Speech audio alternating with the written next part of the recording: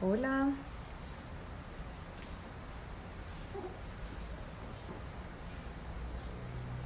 qué bueno, los que se están empezando a conectar. Hola Nati, ya Camilo está por aquí. Puntualidad. Hola Camilo, hola Estrella. Hola, qué puntualidad. Hola. Ah, eso sí. Porque tú eres Súper, puntual, entonces yo soy puntual. Eso se espectacular. pega, eso se conecta. Nunca me había pasado esto tan bueno, de que me conectaran un envío y que ahí mismo estuviera la persona invitada ahí, qué rico. Bueno, ahí está. Ay, bueno, Una alegría estar bienvenido. aquí contigo. Qué alegría poder compartir este espacio, poder estar juntos compartiendo este espacio tan maravilloso. Esto ha sido muy enriquecedor para todas las familias, para mí como psicóloga y como mamá también. Ha sido un espacio de muchos aprendizajes. Por acá se están empezando a conectar, entonces la idea es que hagan todas las preguntas que tengan. Yo voy a estar súper pendiente de las preguntas. A medida que tú vayas hablando, yo voy contándote que van preguntando para que tú estés súper concentrado en el tema. Y bueno, por acá nos está saludando un psicólogo que nunca me falla en los lives. Sí, Camilo, la idea es que te presentes, quién sí. eres, qué haces, cuéntanos un poquito de ti. Y bueno, muy bienvenido a este live. Qué rico que estás acá. Muchas gracias, Ana María. Eh, bueno, yo creo que podemos comenzar la presentación destacando que hay algo que me ha cautivado mucho en la vida y son estos asuntos que tienen que ver con la espiritualidad, la fe y más específicamente, para no quedar en un ambiente así muy etéreo, de la religión, la cultura y las costumbres. Yo comencé estudiando física, mis inicios pues académicos, estudiando física pura en la Universidad del Valle. Después me dediqué plenamente a los estudios humanistas, la teología y la filosofía. Y ya cuando tuve la oportunidad de acercarme a la pedagogía con una licenciatura en filosofía, pues ya todo el asunto académico me entusiasmó, me animó y me metí por ahí en el área de la maestría y el doctorado también en el área de la filosofía.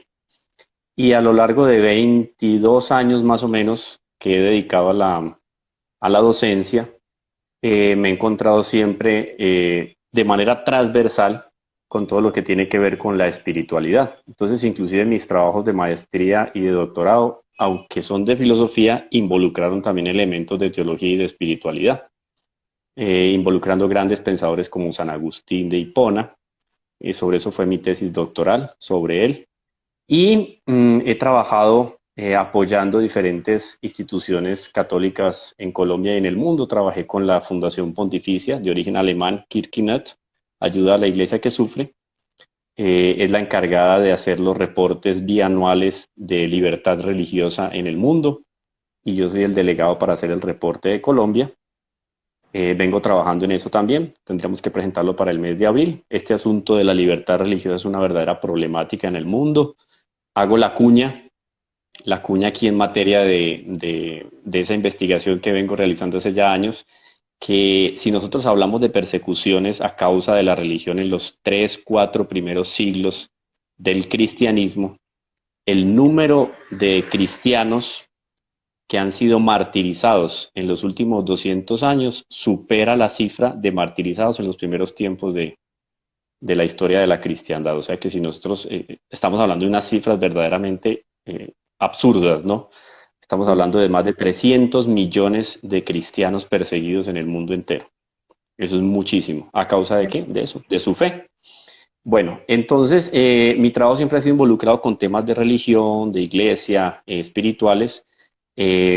También estuve trabajando en la dirección de posgrados de teología, filosofía y humanidades durante varios años en la Universidad Pontificia. Ahora estoy como docente de formación continua también ahí. Precisamente estamos con un curso sobre ángeles y demonios, del mito a la realidad. Muy Yo lo bonito. Algún hice día hacemos una contigo. charla. Sí, tú hiciste el Sí, la primero, ¿no? visitación. Ajá, Espectacular. el primero de la digitación, sí. Sí. Bueno, eso estoy también trabajando como líder de fortalecimiento institucional en la alcaldía de Medellín y trabajo con las víctimas del conflicto armado en la defensa de los derechos humanos. Entonces Ay, son, digamos, son varios, varios, ¿qué digo yo? Varios acentos dentro de todo lo que tiene que ver con las dimensiones del ser humano, ¿no? Y bueno, ahí vamos haciendo cositas y trabajando y escribiendo también algunos artículos, libros y cositas por ahí. Espectacular. ¿Ya has sacado libros, Camilo? Sí, yo tengo el libro, la tesis doctoral que es sobre San Agustín.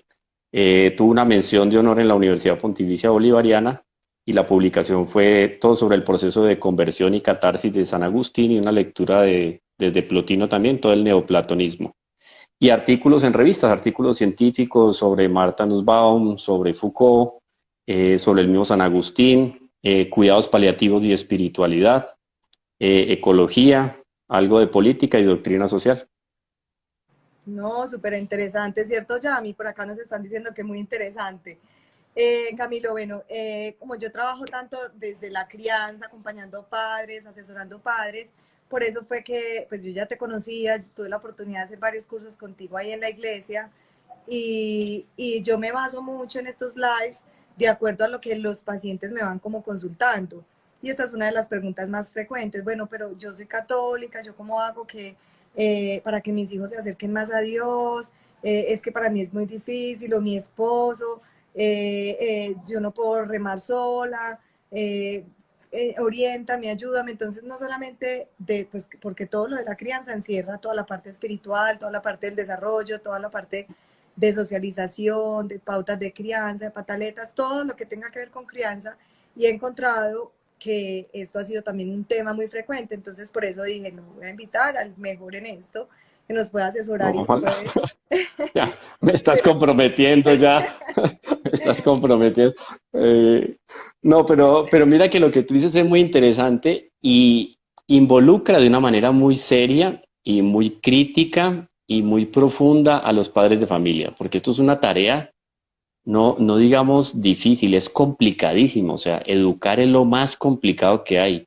O sea, es un asunto que ha venido despertando el interés de los hombres, de la humanidad, desde los primeros tiempos que tenemos nosotros noción en la historia. Si tú vas y te ubicas por allá en la Ur de Caldea, en la Mesopotamia, que digamos que son las nociones más arcaicas que tenemos en materia de historia, donde el hombre aparece ya propiamente como un ser civilizado que vive en sociedad, etcétera.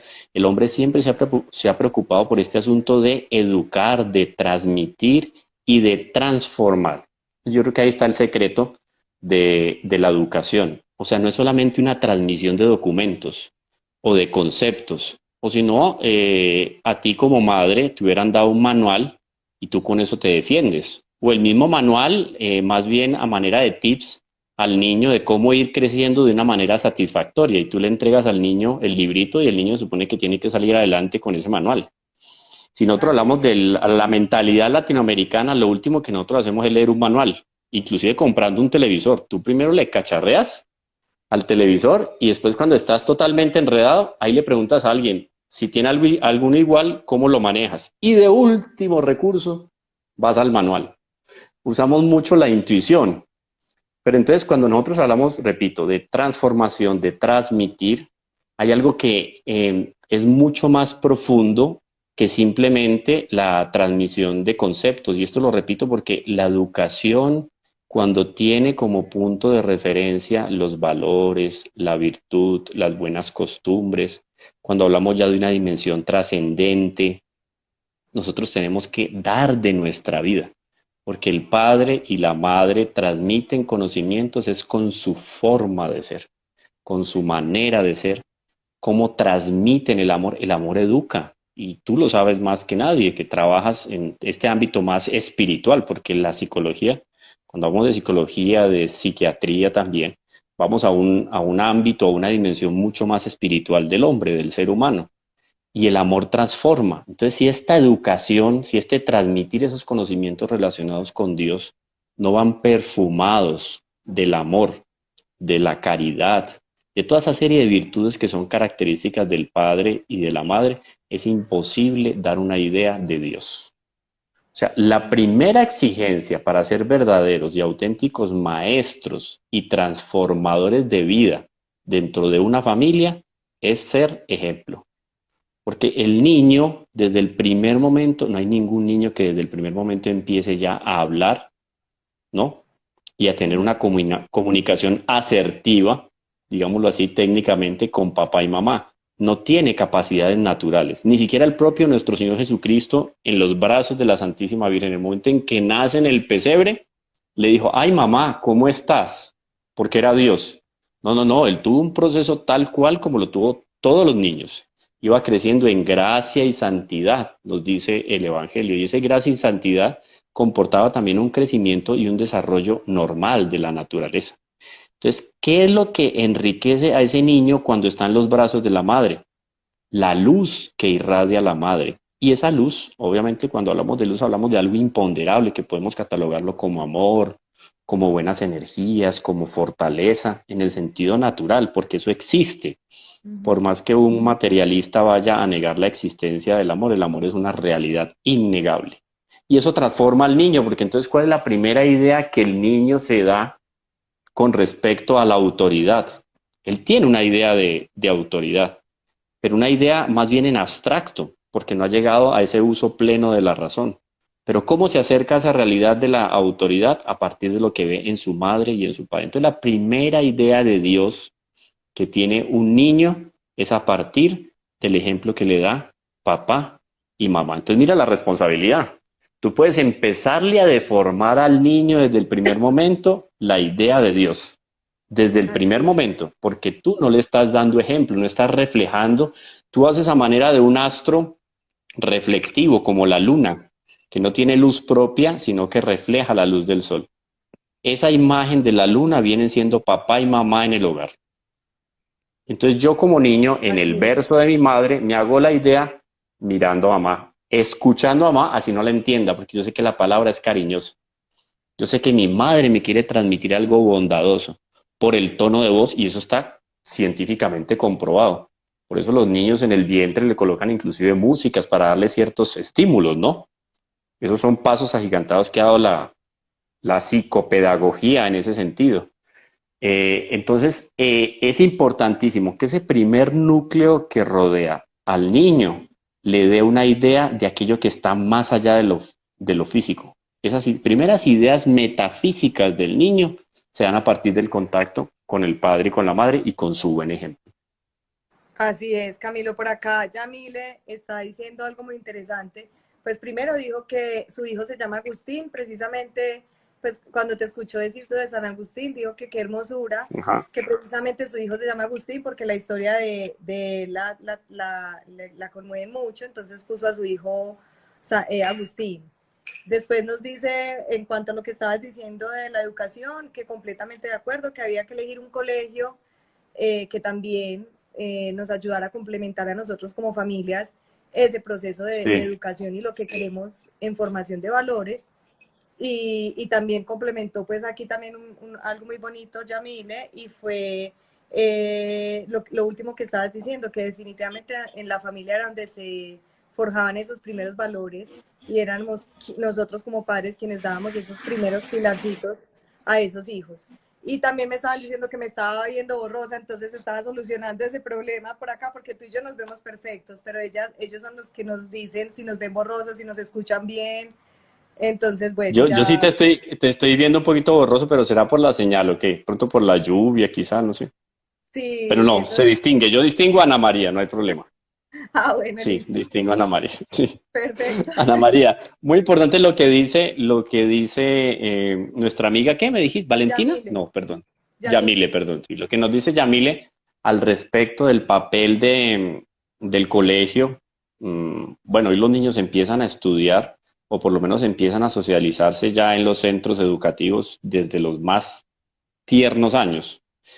Yo diría que eso es muy discutible. Es muy discutible en qué sentido. Nosotros no sé si podemos llegar a definir objetivamente la edad más adecuada para que un niño asista a un centro educativo o a un centro de estimulación sensorial o emocional, como lo queramos llamar. Lo que sí hay que discutir y definir objetivamente es que el lugar más importante para la formación de esa primera infancia, dentro de ese periodo de la primera infancia, es el hogar y es absolutamente irreemplazable. Ahí tenemos que apoyarnos, siendo nosotros creyentes, tenemos que apoyarnos en un pedestal muy firme, que es el pedestal de la oración y de la confianza. Mira, yo tengo unos amigos muy cercanos. Ellos llegaron a un momento en que tuvieron un niño y las cosas fueron corriendo muy bien. Se lanzaron más bien a conquistar pues todo lo que tenía que ver con su desarrollo y con su promoción laboral y profesional, etcétera. Entonces los dos trabajando y con la niña, y bueno, ahí estaba la abuelita, por un lado, la abuelita materna y la abuelita paterna, que apoyaban un poco en esa primera formación. Después decidieron tener un segundo niño. De hecho, nació varón, y ahí la mamá dijo radicalmente, no, yo me voy a dedicar a mis hijos, porque la niña tenía alrededor de 3 o 4 años. Y decía, ahora yo tengo este otro niño y yo tengo una obligación como madre de dedicarme plenamente a ellos. Entonces, entre los dos se sentaron, pero así después de negociación explícita, ¿qué vamos a hacer? ¿Quién va a cuidar a los dos niños, usted o yo? Papá y mamá se pusieron careo de frente. Decidieron que ella a cuidarlos y que ella iba a renunciar a su trabajo.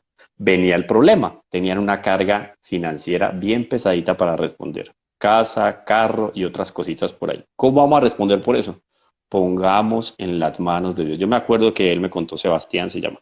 Sebastián me dijo, Camilo, no te hicimos esa promesa de entregarnos a la educación de nuestros niños. A la semana me llamó el jefe a la oficina, me dijo, quedas desde un ascenso, recibes este nuevo rol y te vas a ganar esto. Eso que se ganó era lo que él se ganaba, más lo que se ganaba la esposa que ya no estaba trabajando por cuidar a los niños. Dijo, Camilo, la preocupación financiera pasó a una segunda dimensión. ¿Por qué? Entonces aquí, bueno, obvio que hay que tener en cuenta esas necesidades financieras y que papá o mamá tienen que trabajar o los dos tienen que trabajar.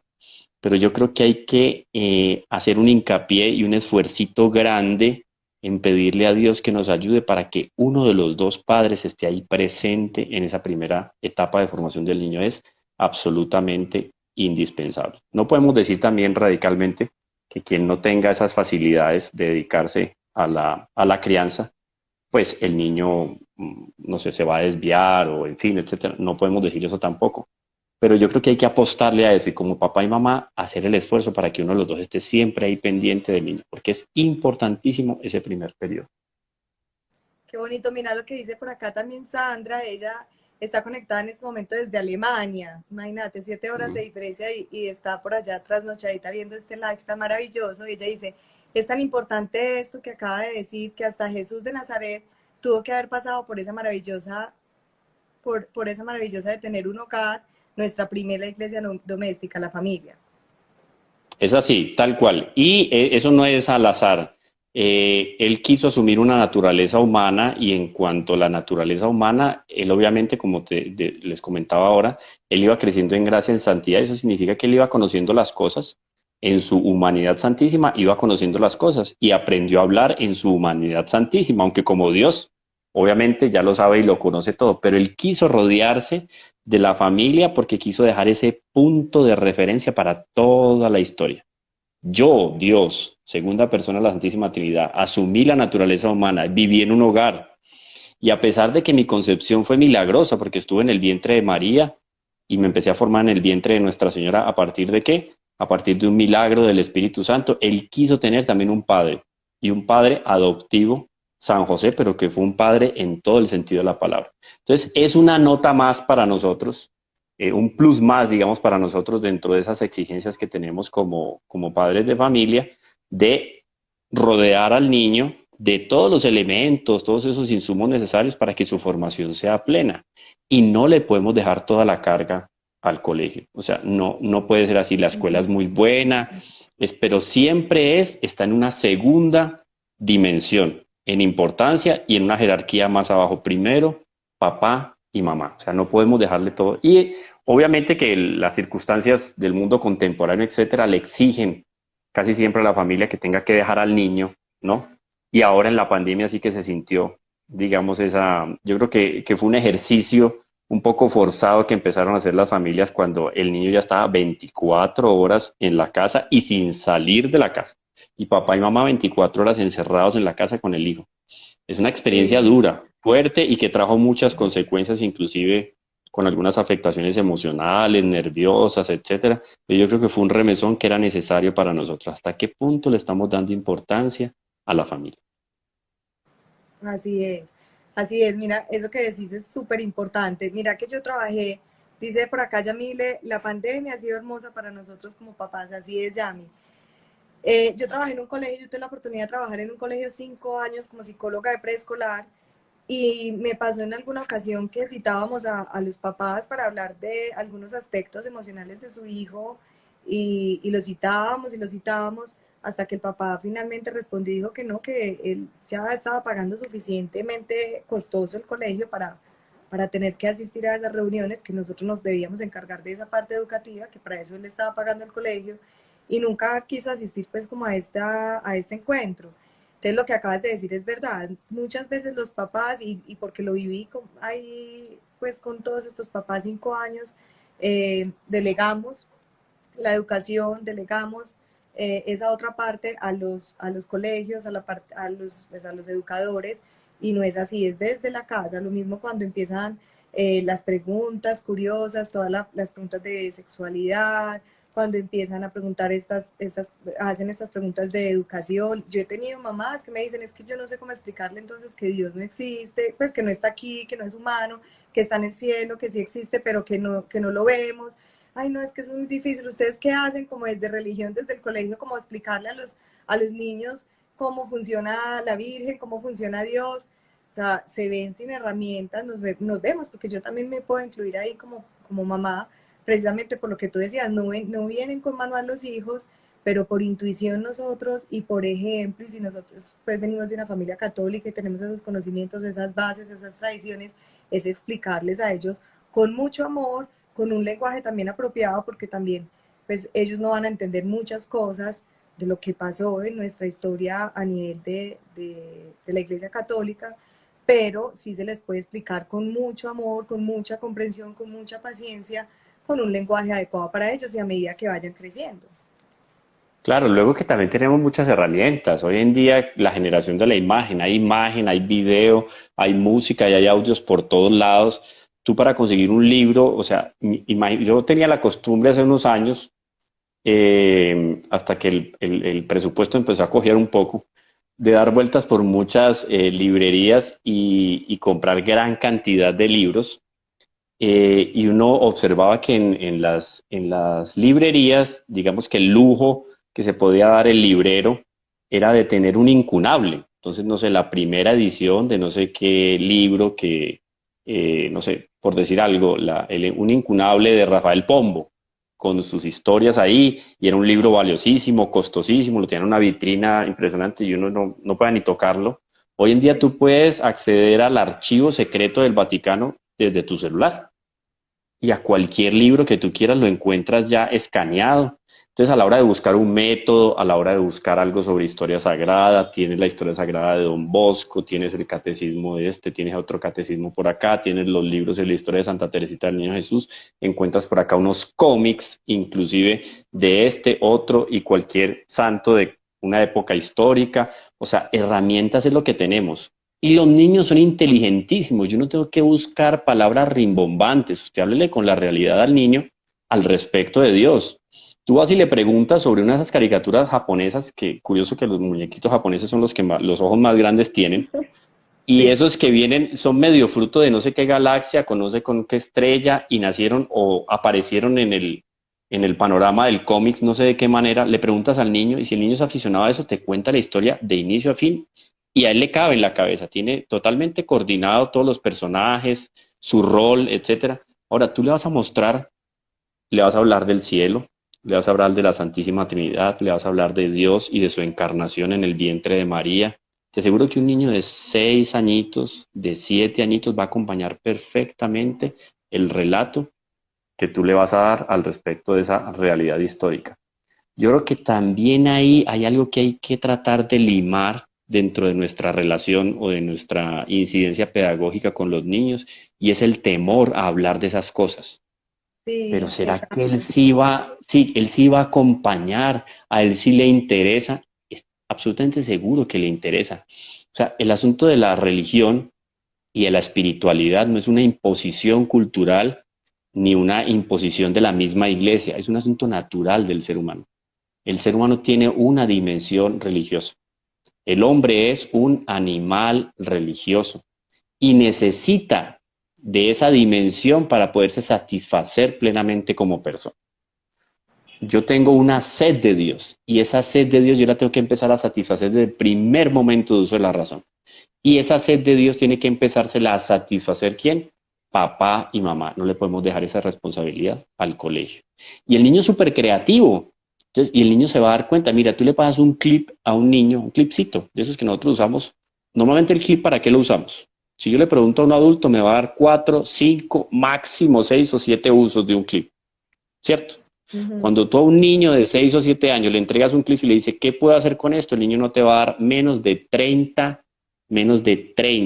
imagínate, 30 maneras de usar asertivamente ese clip. Tiene una creatividad y le vuela, es una esponjita y está en la búsqueda de la explicación del universo, de las cosas, del movimiento, etcétera. Entonces, ¿qué tengo que hacer yo como padre y familia? Ayudarle a explicar, ayudarle a dar Aprovechar. razón de esas. Claro, es una esponjita. Y lo que hablábamos ahora, somos creyentes, es el ingrediente más interesante. Como somos creyentes, como padre y madre, voy a invocar la ayuda de Dios, obviamente, para que me iluminen a ese respecto. Y seguro que las palabras van a florecer de mi boca con una facilidad. O sea, se van a deslizar de mi boca y van a ser agradables a los oídos de mi hijo. Porque viene entonces la presencia de Dios. Le enseño yo a él al respecto del relato. Esto es muy bonito, por ejemplo, de esa manera inocente. Si al niño en el televisor le empiezan ya a mostrar un monstruo y el niño empieza a convivir con ese monstruo, no solo en la televisión, sino también en medio de los juguetes. Yo, ¿por qué no le voy a enseñar a él a convivir con su ángel de la guarda? Y a regalarle de pronto un peluche, que ese peluche sea una imagen del ángel de la guarda. Y le hablo del ángel de la guarda y le digo que como ese ángel hay muchos más y que esos ángeles están muy cerca de Dios. Entonces, no sé, yo le pongo una lámpara muy linda en la habitación y empiezo a relacionar ese ángel con esa lámpara y a partir de esa luz le hablo de Dios. Mira, estoy seguro que esas palabras empiezan a fluir. O sea, no es solamente de que yo tengo que formarme como padre o como madre, y que es una obligación ya como cristiana si no tenga hijos. Yo me tengo que formar y tengo que tener unos conceptos muy claros al respecto de la oración, elementos muy puntuales sobre la doctrina de la iglesia, los sacramentos, etcétera. Pero a la hora de yo llegarle al niño de una manera más cercana y con un lenguaje obviamente adecuado, no puedo darle a un niño recién nacido. El propio Pablo lo dice en una de sus cartas hablando al respecto de la formación de los cristianos. Yo no puedo empezarle a un niño a darle ya una comida pesada porque obviamente no la va a poder asimilar. Le estoy haciendo un mal. Tengo que saber cómo acercarlo a esa religiosidad y a esa espiritualidad. Pero tenlo por seguro que ya por la propia gracia de Estado, que también es una enseñanza muy bonita que nos da la Iglesia, cuando Dios nos da una responsabilidad frente a la sociedad, y mucho más cuando es frente a un hombre específico, a una persona humana, sea un niño o una niña, Él me da una gracia de Estado. O sea que Él bendice mi naturaleza y mis capacidades naturales para que yo pueda cumplir con esa misión. Entonces es el primer acto de confianza que debe hacer papá y mamá. Yo voy a recibir la ayuda y el apoyo de Dios para poder llegar lejos con la formación de este niño y acercarlo a Dios, porque Dios quiere eso y yo necesito. Entonces, tú como madre me estás dando lo que yo necesito. ¿Qué va a venir de mi parte? Alegría, satisfacción, felicidad, estabilidad emocional, etcétera. Entonces, mira que solamente coordinar algunas cositas en medio de la vida, saber dónde ubicarlas y listo, aprovechar la oportunidad para darle a los niños todo lo que ellos quieren escuchar, cosas bonitas. Cosas bonitas, así es. Por acá nos estaba diciendo Sandra que vale la pena estar conectados desde esta Europa en este momento, que pasa por esa crisis de decadencia moral, donde los padres han puesto toda su confianza en las cosas materiales, descuidando en educar en valores. Así es, Sandra. Es lo que estábamos hablando. Y dice Yamile, que ha estado muy participativa en este live, que estos niños son súper tesos, se las cogen en el aire. Y era lo que tú explicabas de Claro. los cursos. Uno les muestra algo y bueno, y esto que nos acabas de decir también está muy interesante, estas herramientas que podemos sacar también del Vaticano y que si hay caricaturas, dibujos, ellos también son muy visuales y a ellos les gusta, por ejemplo, pintar, conocer la vida de Claro. los santos y estos santos cuando eran chiquitos qué hacían y empezar por ahí, o sea, que ellos también se vayan identificando con los santos, con las historias de ellos y que vayan viendo que ellos también fueron niños. A veces piensan que es que ellos no fueron niños y que simplemente son adultos que nos están cuidando y protegiendo, porque una vez mi hija me dijo así, ellos son adultos y yo no, ellos también fueron niños. La historia de Jesús cuando era pequeño, todas estas historias son súper chéveres. A mi hija de 6 años le encanta escuchar estas historias y entonces qué pasó y cuando era pequeñita qué hacía esta santa y cuando era pequeñito este santo qué hacía y Jesús y María. Entonces ellos son muy curiosos y muy creativos, lo que tú decías ahorita, ellos les encanta como indagar, investigar, preguntar, y si se aprenden perfectamente una serie, la historia de una serie, de la Barbie, del monstruo, de todos estos muñequitos, ¿por qué no se van a aprender la historia de algún religioso con el que se identifiquen? Claro, entonces tenemos la medallita pequeña que ya le damos al niño para que la cargue, le damos una explicación al respecto de la medallita, la delicadeza de llevar la medalla y le muestras la foto de la Virgen en la medallita y te aseguro que el niño va a ir, y es hasta bonito ver esa reacción inocente de él. Tú le dices que ahí está Papá Dios y le muestras a la Virgen y él va y coge con una delicadeza la medallita y seguro que la va a besar y la pone en la almohadita, así como le va a poner el dientecito al Al ratoncito Pérez ratón. para que le traiga la platica o el regalo. Seguro que va a Sí. guardar la medallita porque tú le dices que la Virgen lo va a acompañar en el sueño. Entonces el niño va y coge la medallita. Es que hagamos el experimento. Yo reto a los que están aquí ahorita presentes en este en vivo o los que lo van a escuchar después, el reto de que hagan el experimento con los niños hablándole de Dios con lo más sencillo que encuentren en la casa. Mira que yo te he dado el ejemplo de la lámpara, una lámpara linda. Si papá y mamá, papá, el papá, yo estoy aquí en un sofá ahorita, aquí traté de acomodar es que el televisor, el celular como para que no se me cayera, hice una verdadera peripecia de carpintería aquí, pero me está funcionando. Yo no sé, di que tú te acuestas aquí con el niño, con la niña a los dos lados y tienes la lámpara aquí arriba y tú empiezas a hablarle de Dios y le dices, ¿sí ven cómo eres esa luz? Miren esa luz cómo es pura y les haces un juego con las sombras de la mano y esos asuntos van fluyendo. Entonces mira cómo la luz ilumina mi mano. Así somos nosotros un reflejo de Dios, tú tienes que ser un reflejo de Dios, Dios es muy bonito y tú empiezas a hablar de qué es la belleza. El niño ya tiene algo que eso lo explica la filosofía escolástica, se llaman los trascendentales del ser. Eso ya está, para que lo entiendan los que nos acompañan pedagógicamente, eso ya lo tenemos nosotros grabado en el corazón. Al respecto de la belleza, al niño hay que darle solamente unas pinceladas, porque los principios los guarda ya en el corazón. El niño distingue perfectamente qué es bello y qué es feo, qué es horroroso y qué es desagradable. Cuando tú le pones al niño unas bolitas de colores y en vez de las bolitas de colores le pones una bolita dorada que es de pronto más grande o más llamativa por la luz, el niño se va a inclinar por esa bolita, porque la naturaleza humana es muy afín a todo lo que trae reflejo de Dios. La belleza, ¿qué es la belleza? Es un reflejo de Dios. El pulcrum es el esplendor de la verdad. Cuando el niño ve eso, el niño va a identificar con algo superior, que es bello. Y el niño trata normalmente para conocer las cosas, ¿cuál es la inclinación o la primera inclinación que tiene el niño para conocer las cosas? Metérselo a la boca, ¿no? Yo creo que como padres o como tíos o como Sí, no se meta eso a la boca, porque es que él sí, tiene la impresión, la noción de que metiéndose va a conocer más. sí, Él sí. quiere enriquecerse, ser parte o que por lo menos eso de alguna manera se una a él. Entonces, naturalmente el niño ya tiene esa especie de brújula que le señala lo que es bello y le hace rechazar lo que es feo. Ay, mamá, estoy sucio, ¿no? O el niño, ese principio es un principio de la filosofía también escolástica, el principio sinderético. Tú no tienes que decir que algo es malo, el niño se va a dar cuenta. Cuando tú le dijiste que no comiera la torta y llegas tú a la casa y el niño tiene el dedito untado de chocolate y la boca aquí con la marca de chocolate, tú no tienes que ponerte brava para que el niño se sienta, ¿no? Se sienta recogido en su dolor de conciencia. El niño ya dice, hice algo malo, porque su corazoncito le sabe mostrar, eso es la ley natural, la conciencia, le sabe mostrar a él lo que es bueno y lo que es malo. Entonces, nosotros tenemos que aprovechar lo que la naturaleza humana ya tiene.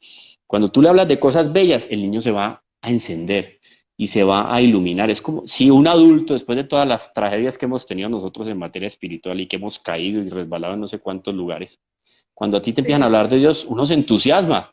Y uno dice, Dios es eso, qué bonito. Y te hablan de los milagros de la Virgen y tú dices, no te puedo creer, qué belleza. Uno queda impresionado. Ahora un niño que tiene su conciencia limpiecita, que es mucho más afín, es una especie de atracción magnética con las cosas de Dios. Solo que tú le empiezas a hablar y el niño se enciende. Y cuando el niño se enciende, viene ese factor sobrenatural. Entonces Dios va a iluminar a papá y mamá para que puedan comunicarse de una manera más plena con los niños. Es solo hacer el experimento de acercarse a ellos con cosas maravillosas, con músicas, con instrumentos. Entonces tú le hablas de los ángeles y sabes cómo se comunican los ángeles y le mueves una campanita. Entonces después el niño cuando escuche la campanita, el niño la va a relacionar con qué, con la presencia de los ángeles. Y vas a encontrar por ahí una historia de Santa Teresita del Niño Jesús que habla de pequeña cuando escuchaba la campanita, cositas así de Don Bosco. Esas historias son muy buenas para que los padres de familia la lean. Los sueños de Don Bosco. Don Bosco, uno de los grandes santos de la historia, que no se quedó solamente celebrando misa y confesando en un confesionario, sino que él formaba a los niños. Hasta hoy en día los grandes centros de educación técnica en el mundo son inspirados en los planes de formación establecidos por Don Bosco en el siglo XIX. El gran San Juan Bosco, los salesianos. ¿Quién no ha oído hablar de los centros de formación salesianos? Formación técnica en metalurgia, en carpintería, en esto, en panadería, en lo otro, porque el deseo de él era formar a los muchachos y hacerlos salir a enfrentar el mundo. Él cogía a los niños abandonados o niños de escasos recursos y se los llevaba a vivir en grandes casas, en una especie de orfanato, se los llamaba los beriquinis, y a estos niños los reunía en las noches y empezaba a contarles historias y a contarles los sueños que él tenía.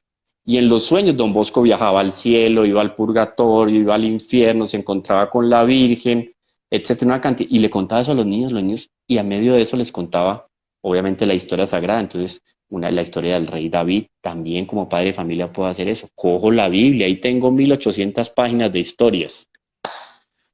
Tengo que Ujú. aprender a enseñarle a ellos la historia sagrada. Coja el Evangelio como padre de familia y léalo para el niño, ¿cierto? De una manera didáctica y trate de expresarle de una manera creativa. Y el niño se va a acercar a la figura de Jesús, a la figura de María, a los apóstoles, todo. Entonces yo creo que ponernos en las manos de Dios y empezar ¿qué digo yo? Como a relacionarnos con todo lo que nos rodea en función de esa necesidad que tenemos de transmitirle a los niños la idea de Dios. Y el asunto va fluyendo. Aquí no es asunto de hacer un diplomado, de hacer un curso, pues, con una institución de truz a nivel mundial. Es simplemente querer. Y a partir de esa buena voluntad viene el empujoncito de Dios, que es el más importante. Así es que, por ejemplo, desde la crianza, yo dicto talleres de crianza, de disciplina positiva a los papás, y muchas veces uno ve que los papás llegan casi que con ese cuadernito a anotar como los ingredientes, como cuando uno, bueno, ¿cómo es que se hace esa torta? Cuando uno va a anotar una receta de cocina. Ujú. Ah, bueno, 5 huevos, 2 tazas de harina, ah, listo, listo. Y así llegamos muchas veces los papás a esos talleres de crianza, áridos, mejor dicho, necesitados de información, y llegamos casi que a anotar esos tipsitos, y desde disciplina positiva se trabaja mucho es en la persona primero, en el ser, ¿cierto?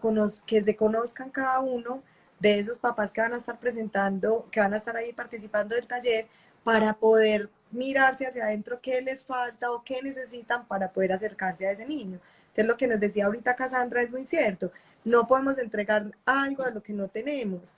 Porque si Ujú. por ejemplo ellos piden un videojuego, nosotros primero analizamos a qué edad, para qué edad es, de qué se trata el videojuego, y analizamos para podérselo entregar. Es lo mismo. Lo que tú dices es chévere, es una estrategia importante, y es mirar el Evangelio, mirar la historia del rey David, mirar esta historia de este santo, mirar de qué le voy a hablar, que yo tenga también el conocimiento, porque ellos también son muy curiosos y van a hacer preguntas. Entonces, que no nos sintamos corchados, que nos sintamos abiertos y tranquilos a hablar de esto, porque ellos son como una cajita abierta, ¿cierto? Están dispuestos a que les Ujú. metamos en la cajita todo lo que queramos. Ellos después la cierran y la guardan y la sacan en el momento en que ellos lo necesitan sacar. Son muy lindos porque con sus mismos compañeritos, mira, pídele a la Virgen para que no te dé miedo en las noches. Es Ajá. que los truenos, si te da miedo los truenos, tú le rezas a la Virgen, o tú le pides a Dios, o le pides a tu ángel de la guardia, de la guarda. Es muy lindo porque, por ejemplo, yo les enseño a ellas una oración antes de llegar al colegio, cuando yo las transporto. Y hoy Ujú. iba súper entretenida porque iba tarde a llevar a mi hija pequeñita, a la menor, y me dijo, mami, la oración. Ella todavía no habla ni siquiera, y yo, ¿qué, mi amor? ¿Qué me estás ¿Cuánto diciendo? tiene? Oración, oración. ¿Cuánto tiene? Va a cumplir 4 años. Ajá. Y entonces, porque la grande pues a los 2 años hablaba perfecto y todo, y esta estaba más pegadita para hablar, pero bueno, ahí vamos, todos los niños son diferentes. Ujú, Entonces, sí, Laura Chón, y yo, ¿qué? ¿Qué me estás diciendo, Sofi? Espérate que ya vamos a llegar. No, por eso, Laura Chón, que no íbamos, que íbamos a llegar al colegio y no increíble. íbamos a rezar la oración de Dulce Madre, es que siempre la rezamos. Entonces, ellos, es cuestión de costumbre. En estos días que hacía un live también con alguien, que trabaja mucho con los libros, decía, los libros tienen que ser una rutina. Así como nos lavamos los dientes, así como nos ponemos la pijama, acostumbrémonos a leer un libro a ciertas horas del día y que ya se vuelva costumbre para ellos. Es lo mismo toda esta parte espiritual, toda esta parte del cristianismo, ¿cierto? Si yo quiero que se Ujú. convierta en una rutina en mi hogar, en un hábito, pues lo tengo que formar como rutina, no de vez en cuando nosotros leyendo o no de vez en cuando nosotros de pronto hablando de Dios, de la Virgen, pero por encima. Y lo que dicen aquí Yamile y Sandra es muy cierto. También dice una estrategia muy interesante y es como a través del juego, mirar el momento. Yamile acá nos estaba diciendo que en esta época de Navidad era muy fácil, porque claro, como uno saca el pesebre, los Reyes Magos, entonces que era La una época es oportunidad, ideal, claro. exacto, que es una oportunidad Busque, entonces perfecta yo, para como, prepararle. como padre de familia, entonces yo voy, es que yo tengo que tener recursos. El profesor Caso se las sabe todas. Yo creo que yo puedo decir que uno de los grandes éxitos que yo he tenido como profesor es poderle decirle a los alumnos, eso no lo sé. Vamos a investigar, buscamos, o fulanito, sutanito, va y busca, y que esto sea una oportunidad para todos aprender. Entonces, yo tengo que prepararme también para dar una clase. Entonces, yo tengo que prepararme también para acercarme a los hijos. Y ahora que viene la Navidad, entonces yo, si de pronto no tengo muchos argumentos en torno al pesebre, bueno, saco un tiempito, hago una lectura por ahí, voy al Evangelio de Lucas, voy al Evangelio de Juan y voy a ver cómo fue todo ese asunto del nacimiento de Jesús. Y voy a identificar los personajes, voy a pensar un poquito en los pastores quiénes eran, y aprovecho ese escenario del montaje de la Navidad, que no lo voy a montar en una hora ni en un día, yo también tengo que ser inteligente, entonces yo voy a extender un poquito más la construcción de ese pesebre y de ese árbol para tener más oportunidad con los niños de ir instruyéndolos en torno a ese contexto de la Navidad y de la riqueza de la Navidad. Yo tengo que ser también astuto, entonces son diferentes que yo te digo que eso no lo vamos a encontrar en un manual, eso nace de la experiencia propia que los padres van teniendo, del relacionamiento con sus hermanos mayores, lo que también él se acuerda, porque como ya quedé marcado yo con lo que recibí mi papá y mi mamá a los 2 o 3 o 4 años, pues obviamente eso es lo que yo después lo voy a transmitir a mis hijos. Entonces yo mismo voy montando ese manual y lo llevo en mi corazón. Y yo voy a ir a la historia del árbol y por qué el árbol de Navidad y por qué el pino, que el pino es una referencia a la esperanza. Empiezo a hablar al niño ya de la esperanza, de cómo hay que tener confianza, de por qué el pino es confianza y esperanza, la luz que se pone en los árboles. Todo eso tiene historias muy lindas asociadas en la Navidad. Los villancicos, esta época, por Dios, esta época sí que es valiosa para dar esa empujadita en materia de formación espiritual para los niños. Hay mil herramientas, tenemos música, tenemos comidas, ¿no? Hablarles y premiarlos también, hay que estimularlos, hay que saberlos estimular cuando uno ve que ellos van dando pasitos en materia de ese crecimiento espiritual. Y tengo que también utilizar como la carita feliz que da en el colegio, la buena nota que ya le da más grandecito, pues obviamente yo en la casa también lo voy a estimular cuando él dejó el jueguito de video y vino a acompañar al papá o la mamá a construir, a montar el árbol o a hacer el pesebre. Yo lo estimulo. Entonces yo invento herramientas y me gano el niño. Yo tengo que ser muy astuto y saberle vender esas cosas bonitas. Y todo eso yo creo que lo vamos aprendiendo a ver, es una especie de lucha que tenemos nosotros para violentar esos conceptos así un poco materialistas y ateos, porque tenemos ya una serie de clichés ateos aquí en la cabeza y que evitamos hablar de esos temas. Son unos mitos, unos paradigmas, y no le hablamos a los niños de las cosas religiosas. Vuelvo, insisto, hagamos el experimento y verán que los niños se encantan con las cosas que tienen que ver con Dios, con los ángeles, con los santos, con las cosas espirituales. Es solo dar el primer paso. Y ellos nos van a ir, más bien nos van a ir exigiendo de tal manera que me hacen crecer a mí también como padre o como madre, porque tengo que alimentarme yo más de todas estas riquezas espirituales para poderle transmitir a ellos. Ujú. Qué bonito. Y además también yo sé que hay Biblias y hay libritos donde traen todas las historias de la Biblia en muñequitos y a ellos les gusta, o sea, cuando ya empiezan a leer con letra grande, con muñequitos y que hayan también espacios donde puedan colorear y que también ellos coloreen, que ellos se interactúen como con todo esto, es una buena herramienta. También la época de Semana Santa puede ser una buena oportunidad también para empezarles a explicar qué pasa hoy, qué está pasando en este día, orando porque estamos rezando esta oración, porque vamos hoy a misa. En esa época ellos también sienten curiosidad y también preguntan y por qué hay tanta gente en la iglesia y qué significan los ramitos y qué significa esto. Es una buena época también. Mira que la iglesia, el ciclo litúrgico de la iglesia, que el año litúrgico de la iglesia no coincide con el año solar.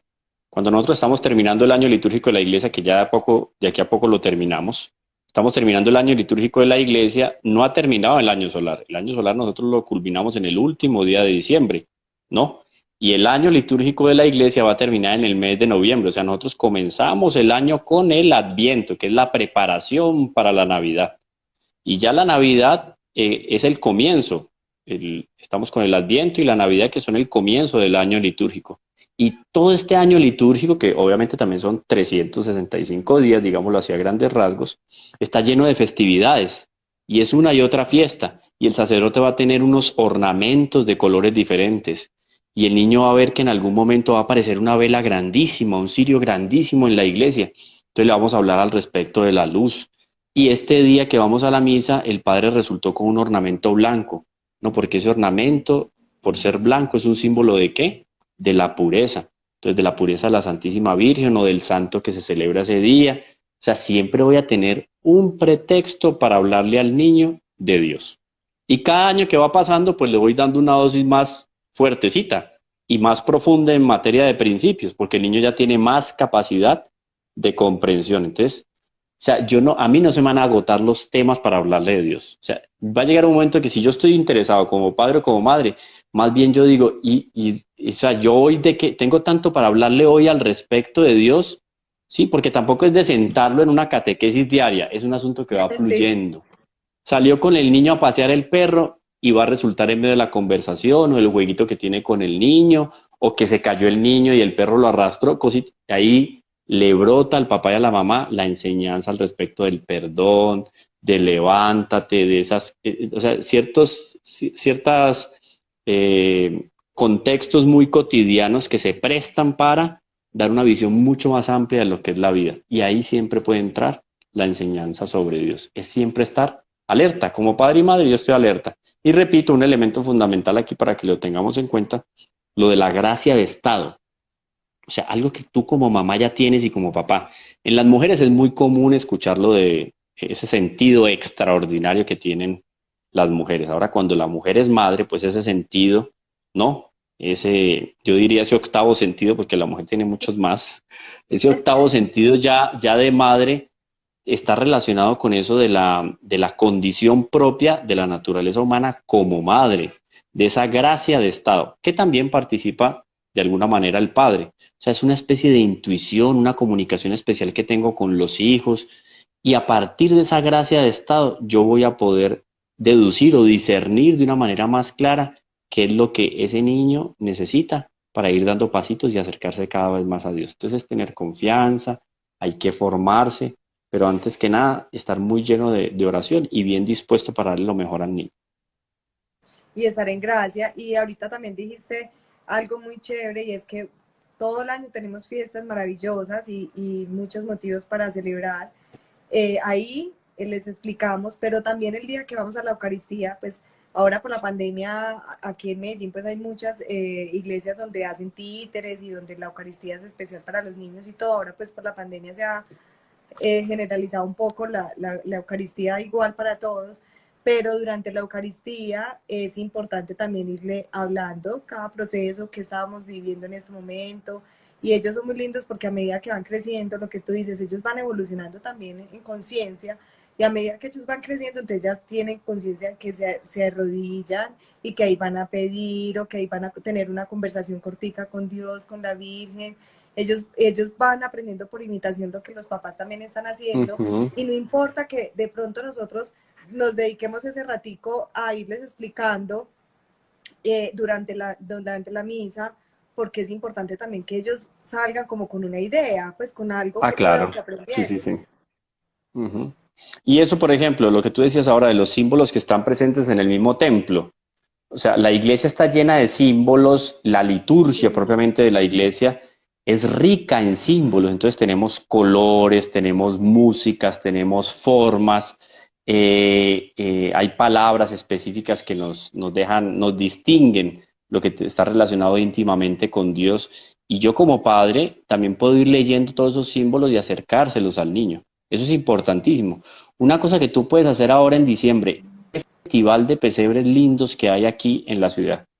A grandes rasgos, yo creo que para el día de hoy nosotros debemos de tener unas 375 parroquias en Medellín.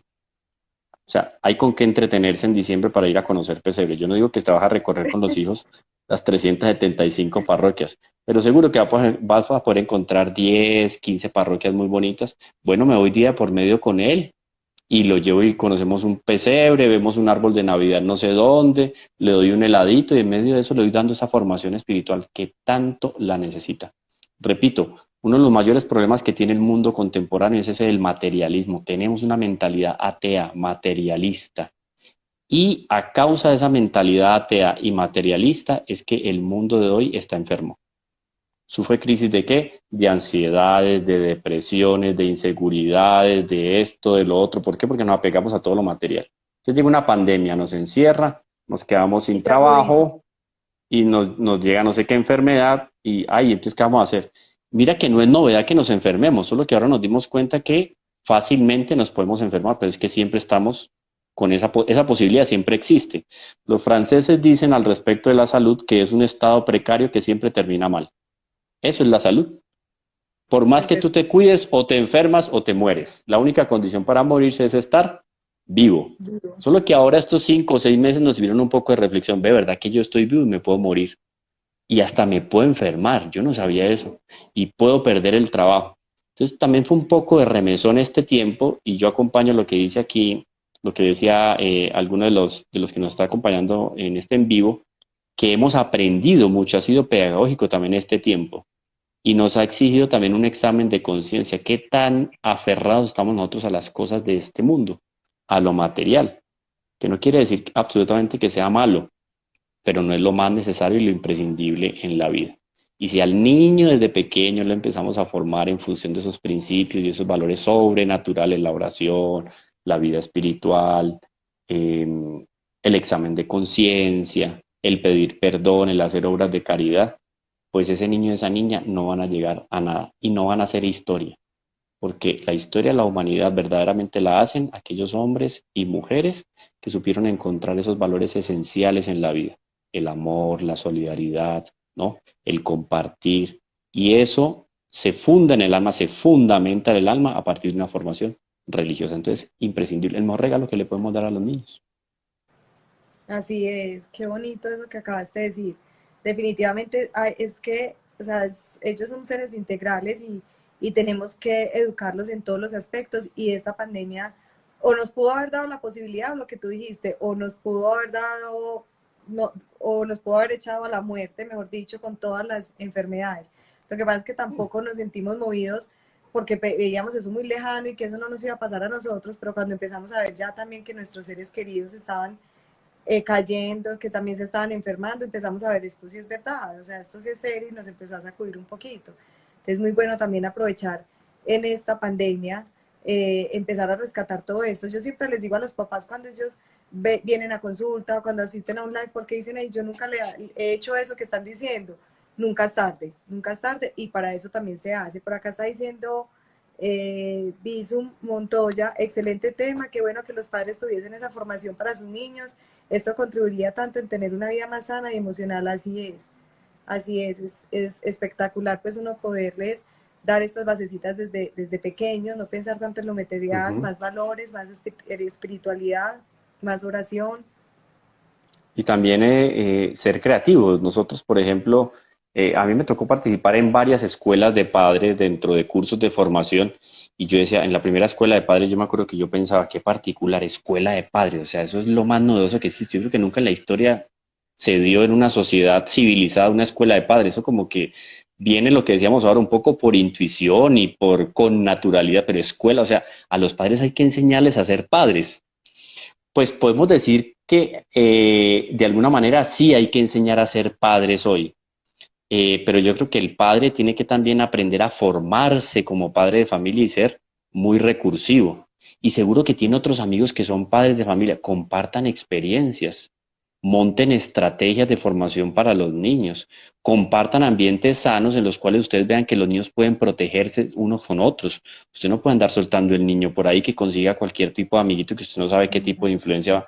Ahí tiene que ser astuto. Entonces formamos una especie de cordón de seguridad en el buen sentido de la palabra, porque no es un asunto rígido ni camisa de fuerza para el niño, pero yo tengo que ser inteligente. ¿Con quién se va a relacionar mi hijo? ¿De dónde es que él va a aprender aquellos valores que yo quiero que él tenga en su corazón y que después transformen la sociedad? Entonces yo me tengo que unir con otros padres de familia y aprendo de ellos. Eso también es súper enriquecedor.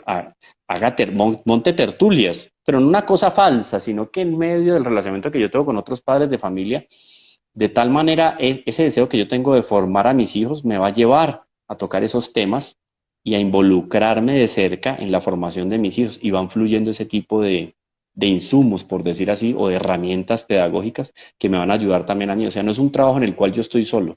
Padres y madres de familia hay muchos. Libros hay muchos. Videos hay muchísimos. Yo tengo que ser muy crítico y saber qué le voy a dar a mi hijo. No lo vaya yo a empezar a él a iniciar en asuntos de nueva era y de no sé qué cosas llenas por ahí de superstición y de banalidades o de materialismo. Tengo que ser astuto y saber escoger para saber qué brindarle a ellos. ¿No? Y como nos decían por acá al principio uno de los participantes, si yo, pues mirar lo que yo quiero para mi hijo, escoger el colegio de acuerdo a sus valores y de acuerdo a lo que yo estoy buscando para mi Claro, hijo, escoger también el tipo de amistades, el tipo de familias con las que yo me quiero relacionar, y eso es una cadena, como una cadena que se va formando de protección para ellos, donde todos estamos hablando el mismo lenguaje y todos estamos remando a la misma dirección. Ahora el que se está viendo borroso eres tú, pero sigues ahí. sí, ahí me distingo. Sí, sí, Importante ahí te también distingo. que yo me involucre como padre de familia en lo que el colegio está haciendo, en las estrategias pedagógicas y didácticas del colegio. Lo que tú decías ahora de ese padre de familia que literalmente soltó al niño como si el colegio fuera un acuario y casi que entréguemelo a los 18 años a ver yo en qué universidad lo voy a meter. No, yo como padre de familia me tengo que meter ahí, en el ambiente del colegio y en el buen sentido de la palabra, dar lucha al respecto de los principios que quiero que sean defendidos para la formación de los niños. Oye, cuidado con este profesor, porque ya vimos que se está desviando y está enseñando no sé qué cositas raras por ahí a los niños, y estar uno vigilante, o sea, esa auditoría se hace en cualquier empresa. ¿Cómo no la voy a hacer yo cuando está involucrado el futuro de mis hijos? Yo tengo que involucrarme en el colegio y ser influenciador también, proponer actividades en el colegio, etcétera. O sea, tenemos que estar con todos los ojos abiertos, los sentidos alertas para saber cómo podemos contribuir y estar siempre siguiendo y acompañando la formación de nuestros hijos. Los primeros responsables son papá y mamá. Y Dios va a cobrar al papá y a la mamá. No le va a cobrar, o le va a cobrar también en alguna medida al rector y a la profesora, seguro que sí. Pero antes que nada, a papá y a mamá porque soltaron al hijo de una manera irresponsable en el colegio. Es complementaria la formación del colegio. Vamos a ver en la historia, estos 2000 años de historia por no ir más lejos, cuántos grandes hombres y mujeres no iluminaron las épocas históricas. Muchos de ellos ni siquiera fueron al colegio, fueron formados por papá y mamá en la casa. O sea, es una herramienta que tenemos hoy por hoy la escuela, pero no es lo fundamental es lo que se recibe en la casa. Entonces tenemos que estar alertas. Así es. Camilo, se nos está acabando el tiempo, qué pesar. Sí, Hay mucha tela que entonces se contar, acabó. siempre será muy interesante escucharte porque está uno ahí aprendiendo cada vez cosas nuevas. ¿Qué les podemos decir a estos papás como para hacer un cierre bien chévere de este live tan maravilloso? Sí, yo creo que lo primero es, como padre de familia, convencerse de la responsabilidad grave que tienen. Eso es importante, saber que yo tengo un rol importantísimo en mi casa, frente a los niños y frente y delante de la sociedad y de la historia. Ahora, ¿cómo yo responderle a la historia con respecto a ese rol que tengo como padre o como madre? La mejor manera de responderle es ponerme en las manos de Dios, abandonarme en las manos de Dios y pedirle su asistencia para que yo pueda dar verdaderamente razón, una razón adecuada y proporcional a esa responsabilidad y encomendar frecuentemente a mis hijos a la protección de la Santísima Virgen. Eso como primero. El resto está clarísimamente en el Evangelio. Procurad el reino de Dios y su justicia, y lo demás os será dado por acrésimo. No les voy a recomendar un libro, a no ser la historia sagrada que pueden encontrar en la Biblia, que hay historias lindísimas del rey David, de San Elías, la propia historia del Génesis y los Evangelios. Comiencen por los Evangelios y traten de hacerlo didáctico a los niños. Eso es una herramienta muy bonita para acercarlos a ellos a la idea de Dios. Y la historia también de Don Bosco que contaste ahorita. Esa es la historia de Don Bosco. Y bueno, es que van a encontrar una playa de santos. Y vamos a hablar sobre los benedictinos, son más de 3.000 santos canonizados por la iglesia. Entonces, historias de santos para niños es lo que hay. Para todos lo que tú decías, todos los santos fueron niños. Así es. Y algunos que fueron bien inquietos y bien malandritos por ahí. Entonces, son historias también muy formativas para los niños. Aprovechemos todos esos recursos.